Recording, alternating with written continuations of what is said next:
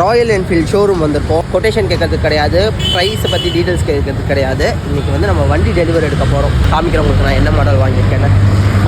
So இதுதான் நம்ம வாங்க போகிற வண்டி. ஹாப்பி நியூ இயர் அன்றைக்கி புது வண்டி எடுக்கலான்னு சொல்லிட்டு ஒரு பிளான். நம்ம நண்பர்கள்லாம் வந்துட்டாங்க. பியூட்டி என்னென்னா, நம்ம நேற்று தான் புக் பண்ணோம், இன்றைக்கி நமக்கு டெலிவரி கொடுத்துட்டாங்க. ஆக்சுவலாக வந்து 15 days 20 days ஆகும்னு நான் கேள்விப்பட்டிருக்கேன். All the best Karthi. இந்த நியூ இயர் உனக்கு சிறப்பாக முடியணும்னு எல்லாம் உள்ள அந்த கடவுளை வேண்டிக்கிறேன். நீ வந்தது லேட்டு. வா, ஸ்லோ மோஷனில் எப்படி காலாஷ்னிக்கா அப்படி ஓப்பன் பண்ணலாமா? ஓப்பன் பண்ண போகிறோம். எல்லாருக்கும் ஹாப்பி நியூ இயர். ஸோ இதுதான் நம்மளோட ராயல் என்ஃபீல்டு. பம் பம் பம் பம். ஓகே, என்னன்னா நம்ம நண்பர்கள் யாரும் அந்த பழைய ஃப்ரேமில் இல்லை, அதனால நம்ம மறுபடியும் க்ளோஸ் பண்ணி மறுபடியும் ஓப்பன் பண்ண போகிறோம். எல்லாம் நம்ம முறைக்கிறாங்க.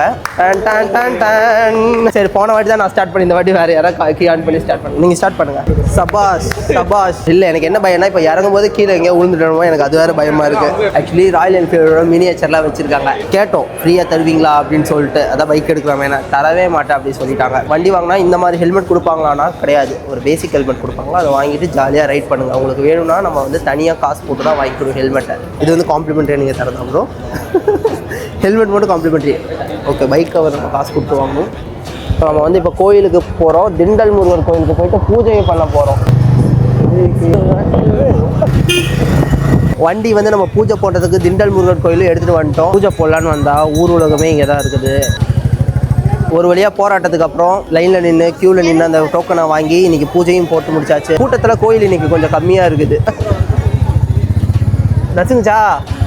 ஸோ அவ்வளோதான், நம்ம வந்து ஒரு வழியாக பூஜையை போட்டு முடிச்சாச்சு. இந்தலேருந்து ஒரு 3 வருஷம் கழிச்சு இதே மாதிரி ஒரு புது வருஷத்துக்கு நம்ம வந்து கார் எடுக்கிறோம். எடுப்போமா?